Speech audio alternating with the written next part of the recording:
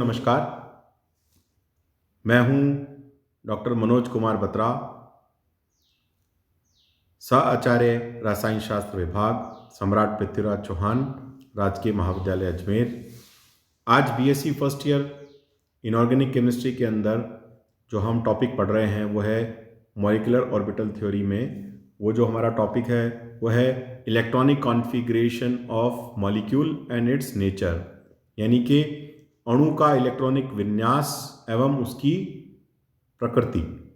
हमने पिछले टर्न पे, आपको ध्यान होगा, हमने पिछले टर्न पे जो बात की थी वो बात की थी मॉलिक्यूलर ऑर्बिटल एनर्जी लेवल्स के संबंध में, अणु कक्षक के जो ऊर्जा स्तर होते हैं उसके संबंध में। और हमने मुख्य रूप से कल बात की थी कि नाइट्रोजन तक के जो तत्व हैं उनके लिए जो एनर्जी लेवल्स हैं वो किस प्रकार से होते हैं, और उसके आगे के जो तत्व हैं जो उनके मॉलिक्यूल्स का बनते हैं उसके अंदर एनर्जी लेवल्स किस प्रकार के होते हैं। तो इस तरह से कल हमने बात की थी मुख्य रूप से कि उसमें इलेक्ट्रॉन्स जो होते हैं वो किस प्रकार से भरे जाते हैं। और आज हम बात करेंगे electronic configuration of molecule and it's nature के संबंध में, अणु का इलेक्ट्रॉनिक विन्यास एवं उसकी प्रकृति। आणविक कक्षक सिद्धांत, जिसको हम मॉलिक्यूलर ऑर्बिटल थ्योरी कहते हैं, द्वारा अणुओं की संरचना एवं उसकी प्रकृति की व्याख्या निम्नलिखित बिंदुओं में की जा सकती है। मतलब अपन उसकी जो स्ट्रक्चर है मॉलिक्यूल की और उसकी प्रकृति जो है उसको अपन इन बिंदुओं की सहायता से हम जो है वो समझ सकते हैं। सबसे पहला है जिसमें बॉन्ड ऑर्डर एंड स्टेबिलिटी, अर्थात बंध क्रम तथा स्थायित्व। हम जानते हैं कि बंधी आणविक कक्षकों की ऊर्जा कम होती है, अतः इन कक्षकों से इलेक्ट्रॉन की उपस्थिति बंध निर्माण को दर्शाती है। इसके बिल्कुल विपरीत जो है, विपरीत बंधी कक्षकों की ऊर्जा जो होती है वो अधिक होती है, अतः इन कक्षकों में उपस्थित इलेक्ट्रॉन बंध का विरोध करते हैं। तो ये बात अपने को समझनी चाहिए कि हमने बात की linear combination of atomic orbital के संबंध में। तो जब linear combination of atomic orbitals होता है तो हमने देखा था कि मुख्य रूप से दो प्रकार के कक्षकों का निर्माण होता है। पहले होते हैं बंधी आणविक कक्षक यानी बॉन्डिंग मॉलिक्यूलर ऑर्बिटल, और दूसरे होते हैं विपरीत बंधी आणविक कक्षक या एंटी बॉन्डिंग मॉलिक्यूलर ऑर्बिटल। तो ये जो एटॉमिक ऑर्बिटल जो होते हैं इससे जो बॉन्डिंग मॉलिक्यूलर ऑर्बिटल की जो एनर्जी है वो कम होती है और एंटी बॉन्डिंग मॉलिक्यूलर ऑर्बिटल की एनर्जी ज़्यादा होती है। जितना स्टेबलाइजेशन बॉन्डिंग मॉलिक्यूलर ऑर्बिटल में होता है उतना ही अनस्टेबिलिटी जो होती है वो एंटी बॉन्डिंग मॉलिक्यूलर ऑर्बिटल में होती है।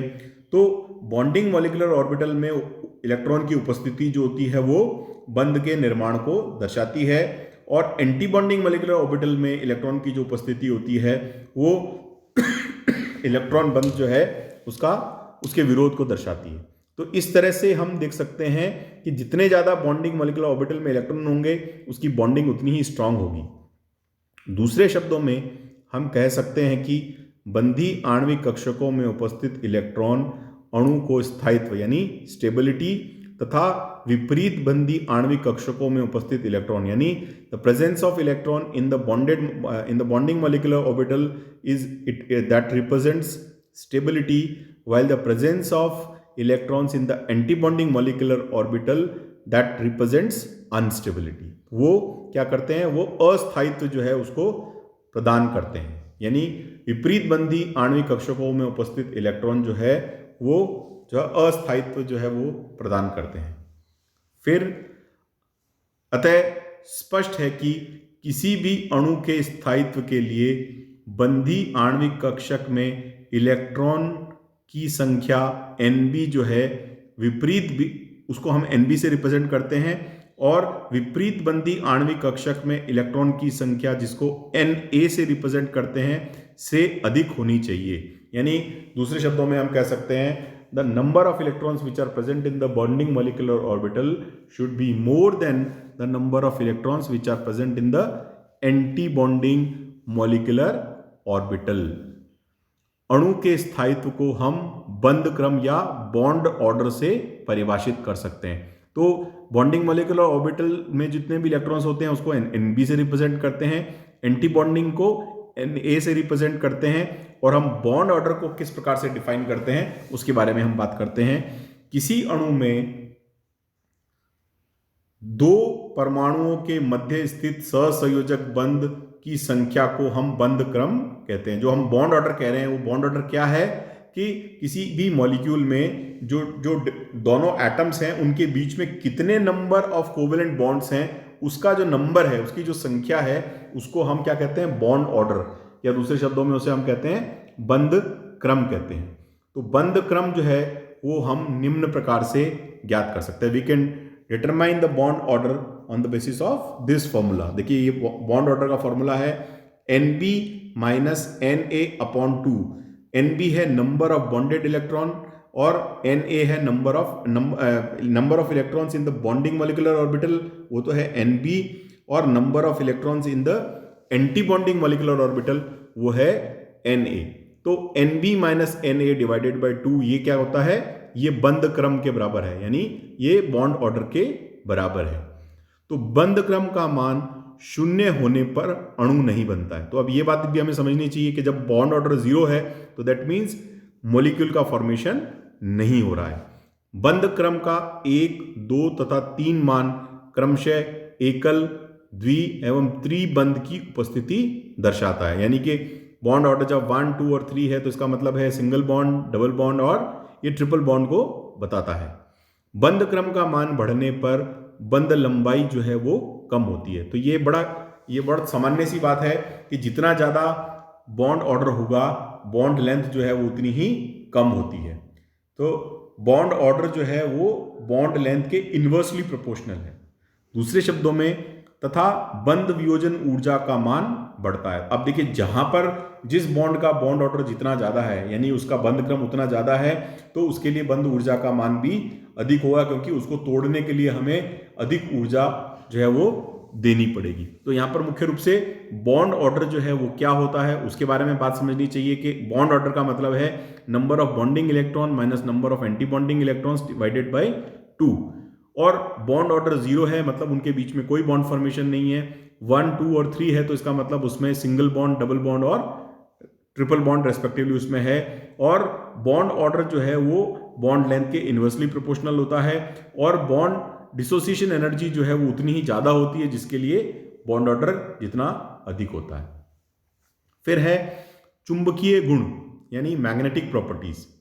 यदि किसी अणु के आणविक कक्षक में सभी इलेक्ट्रॉन युग्मित हों यानी पेयर्ड हों तो अणु जो है वो प्रतिचुंबकीय यानी डायमैग्नेटिक होता है।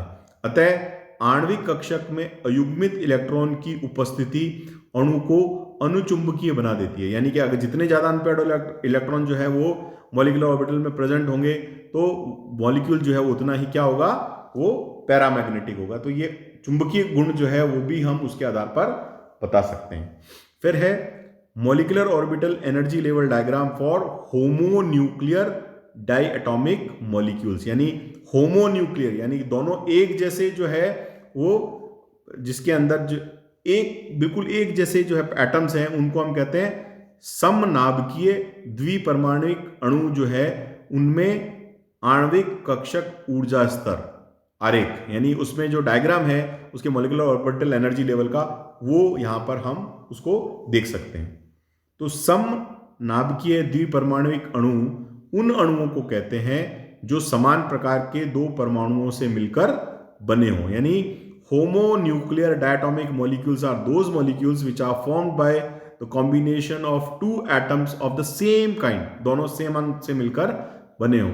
इस प्रकार के अणु समान ऊर्जा वाले परमाणुीय कक्षक के संयोग से बनते हैं। तो ये जो मॉलिक्यूल कैसे बनते हैं, ये सेम टाइप के जो समान ऊर्जा के जो परमाणुीय कक्षक हैं उनके सहयोग से बनते हैं। जैसे एग्जांपल दे सकते हैं H2, O2, C2 यानी हाइड्रोजन, ऑक्सीजन, नाइट्रोजन एसेट्रा, ये सब इसके उदाहरण हैं।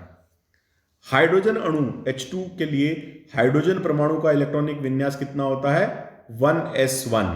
हमें मालूम है हाइड्रोजन के एक परमाणु का इलेक्ट्रॉनिक विन्यास जो है वो ये 1s1 है।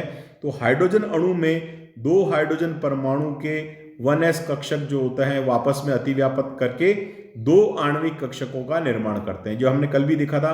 तो एटॉमिक ऑर्बिटल्स का लीनियर कॉम्बिनेशन होगा तो मॉलिक्यूलर ऑर्बिटल बनेंगे और ये दोनों प्रकार के मॉलिक्यूलर ऑर्बिटल बनेंगे जिसमें है sigma 1s bonding and sigma 1s anti bonding. तो ये दो मॉलिक्यूलर ऑर्बिटल उसके दो एटॉमिक ऑर्बिटल के मिलने से 1s ऑर्बिटल के मिलने से बनाते हैं। ऑर्गो नियम का पालन करते हुए हाइड्रोजन अणु में उपस्थित दोनों इलेक्ट्रॉन कम ऊर्जा वाले सिग्मा 1s बॉन्डिंग कक्षक में स्थान ग्रहण करते हैं। अतः हाइड्रोजन अणु का इलेक्ट्रॉनिक विन्यास जो होता है वो सिग्मा बॉन्डिंग 1s स्क्वायर है। तो यानी कि जो दोनों इलेक्ट्रॉन हैं वो कहाँ जाएंगे, बॉन्डिंग मॉलिक्यूलर ऑर्बिटल में वो जाएंगे। तो बॉन्डिंग मॉलिक्यूलर ऑर्बिटल क्या है, सिग्मा 1s बॉन्डिंग, इसमें दोनों इलेक्ट्रॉन जो है हाइड्रोजन मॉलिक्यूल के दोनों इलेक्ट्रॉन जो है वो इसमें समाहित हो जाएंगे। अब देखिए यहाँ अपन बात करते हैं, तीसरी बात होती है हाइड्रोजन के संबंध में बंध क्रम की, यानी बॉन्ड ऑर्डर की। तो बॉन्ड ऑर्डर की डेफिनेशन हमने देखी, number of bonding electron minus number of anti bonding electron divided by 2, यानी बंदी कक्षक में इलेक्ट्रॉन की संख्या माइनस विपरीत बंदी कक्षक में इलेक्ट्रॉन की संख्या, इसका जो अंतर है उसको 2 से भाग देंगे तो वो हो जाएगा बॉन्ड ऑर्डर। तो इस तरह से NB माइनस Na/2 आएगा। तो यहाँ हाइड्रोजन के केस में जैसा हमने देखा, हाइड्रोजन के लिए जो दो बॉन्डिंग इलेक्ट्रॉन है, बॉन्डिंग मॉलिक्यूलर ऑर्बिटल में 2 इलेक्ट्रॉन है, एंटी बॉन्डिंग में एक भी इलेक्ट्रॉन नहीं है, तो 2 माइनस 0/2 इज इक्वल टू 1। किसी भी अणु का जो बंध क्रम है उस अणु में उपस्थित बंधों की संख्या को बताता है। अर्थात हाइड्रोजन अणु में 2 हाइड्रोजन परमाणु एकल बंध से जुड़े हुए हैं। अब उसमें कितने कोवेलेंट बॉन्ड्स हैं वो उससे हम बॉन्ड ऑर्डर से पता लगा सकते हैं। तो हाइड्रोजन के लिए हमें ये जो बॉन्ड ऑर्डर है 1 आता है, इसका मतलब क्या है, हाइड्रोजन के अणु में यानी हाइड्रोजन के मॉलिक्यूल में जो नंबर ऑफ कोवेलेंट बॉन्ड है वो 1 है, यानी कि ये एक सिंगल बॉन्ड जो है उसके बीच में प्रेजेंट है। ये एकल बंध से हाइड्रोजन के परमाणु आपस में जुड़े रहते हैं। इसको अपन जो है यहाँ पर इस आरेख से देख सकते हैं। देखिए जैसा आपको बताया था, linear combination of atomic orbital के अंतर्गत 1s 2 एटॉमिक ऑर्बिटल आपस में मिलते हैं और इनके मिलने से 2 आणविक कक्षक यानी MO से हम दिखा रहे हैं उसको मॉलिक्यूलर ऑर्बिटल जो है वो बनते हैं। एटॉमिक ऑर्बिटल्स जो होते हैं परमाणुक कक्षकों को हम AO से लिखते हैं जो, और मॉलिक्यूलर ऑर्बिटल को हम जो है MO से लिखते हैं। और AO एटॉमिक ऑर्बिटल किसके हैं, हाइड्रोजन के हैं, और मॉलिक्यूलर ऑर्बिटल किसके हैं, H2 के हैं। तो ये बात हमें इसमें दिखती है। अब देखिए जितना स्टेबलाइजेशन होता है जैसा हम देख सकते हैं उतना ही destabilisation anti bonding molecular orbital का होता है। तो बॉन्डिंग मॉलिक्यूलर ऑर्बिटल के स्टेबलाइजेशन से क्या होता है कि जो इलेक्ट्रॉन है वो बॉन्डिंग मॉलिक्यूलर ऑर्बिटल में ही आता है क्योंकि एनर्जी उसकी कम है।